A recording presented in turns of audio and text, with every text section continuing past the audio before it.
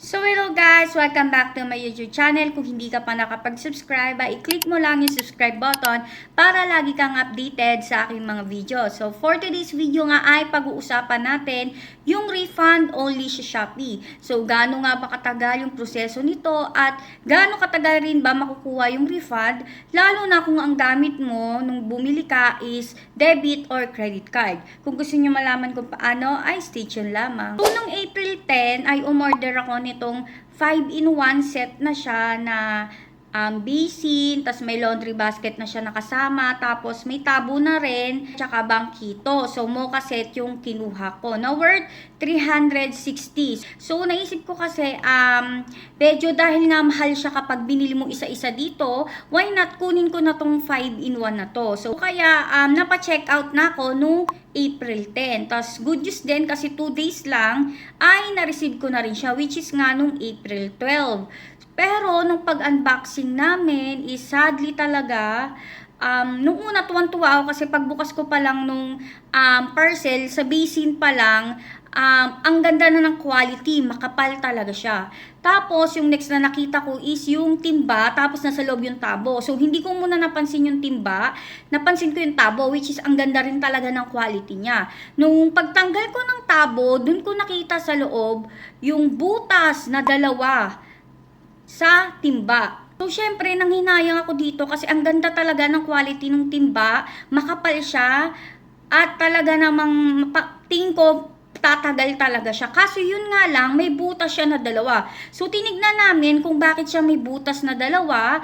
At apansin nga sa ilalim, which is nasa ilalim kasi yung bangkito, nakabaliktad siya. So, siguro, ayun, tumama yung parang kanto ng bangkito na nasa ilalim, na-shoot siya. Hindi ko alam kung paano nangyari to, kung hindi ko naman masabi kung si courier yung may kasalanan kasi dapat talaga sa mga ganitong bagay, yung seller, yung maganda talaga dapat mag-pack. Kaya si seller talaga yung sinisisi ko dito. So, hindi na ako nag-chat sa seller, nagdiretso na ako agad mag-request ng refund or ng return refund sa Shopee. So, sa pagre-request ng return refund, ay i-click nyo nga lang yung products, tapos i-select nyo, tapos i-click nyo yung next. So, dito makikita ninyo, pipili kayo kung receive damage item ba, which is yung may mga physical na sira, or receive incorrect item, kung wrong item siya or wrong size, tapos did not receive some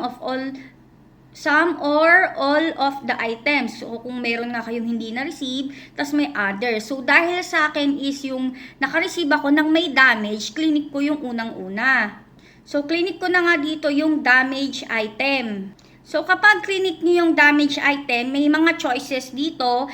Nakalagay kung may scratch or dents, tapos shattered products, which is nga ito yung naka-receive ka ng crash or broken into pieces or basag o sira-sira yung item nang nakarating sa'yo, or meron dito other types of damage. Pero dahil nga may basag sa akin, yung clinic ko yung shattered products. After nyan, syempre, kailangan natin ng proof na talaga namang sira or basag-basag. So, kailangan natin ng maglagay ng isang picture at ng isang video. So, dahil nga nag-video kami noon, ay yun yung nilagay ko dito. Tapos may photo din ako ditong nakalagay. Kung makikita nyo dito, nakalagay na refund to tinakpan ko nang yan, pero ito kasi ginamit ko nung pagbayad ko dito is yung sa Atomico. Ang nakalagay na total amount dito is yung 350. Pero dahil nga isang item lang naman yung may sira sa akin, so inedit ko to at pinalitan ko na lang ng 100. So nanghula na lang ako kung magkano sa tingin ko yung isang timba.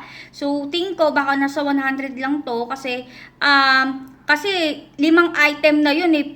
Kung susumatotalin ninyo, tingin ko talaga is baka nasa 100 lang to or 120. So, ginawa ko na lang siyang 100. Tapos yan, nung okay na ako at tingin ko na lagyan ko na lahat, clinic ko na yung submit. So, dito, nag-antay pa ako siguro ng 1 day bago nag-reply si Shopee. So, dito kasi pwede pa rin hindi i-approve ni seller yung request ko na refund kasi nga syempre, depende rin sa kanila. Kaso nga, pagka may mga ganito kasing case na talagang sira talaga or may basag, si Shopee na mismo yung nag-a-approve.